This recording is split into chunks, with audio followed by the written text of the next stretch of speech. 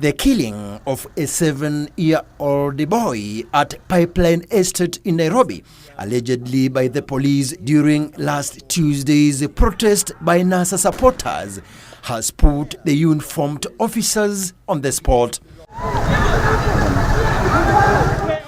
And although the police has denied responsibility for the said killing, alleging it was the work of a criminal gang, accusing fingers are still directed at them. Thank you, Mr. Speaker, sir, for... The Senate also weighed in on the matter, demanding thorough investigations. I hope, Mr. Speaker, to the swearing in of the President, it marks the beginning of relooking at all the issues that happened between 8th of August or just before 8th of August to after 26th of October, Mr. Speaker.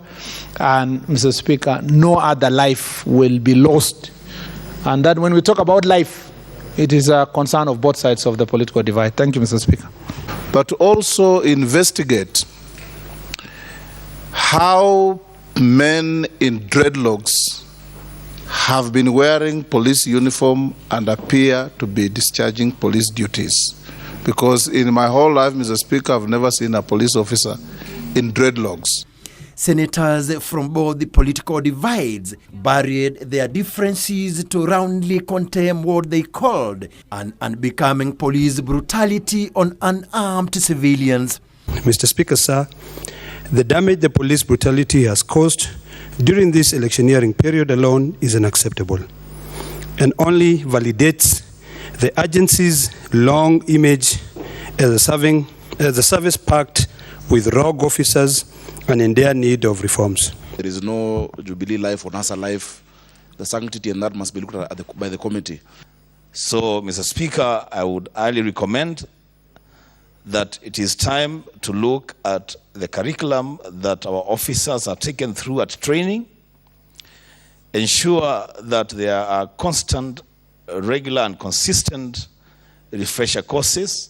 The senators are calling for the prosecution of any police officer found culpable. The government should also publicly acknowledge these violations by the police, conduct speedy, impartial, thorough and transparent investigations, and take the necessary steps under the law to hold those responsible to account as a key step toward justice of the victims. The judge also urged the security agencies to restrain from using excessive force on Kenyans. The Association of Evangelicals in Africa, while calling for tolerance during the current political turbulence, urged the police to respect the sanctity of life. Restraint from the political authorities in their exercise of their legitimate right to ensure that there is peace and order. We want to encourage those that demonstrate to demonstrate in a peaceful, orderly and legal way. Samson Kitavi, Channel 1 News.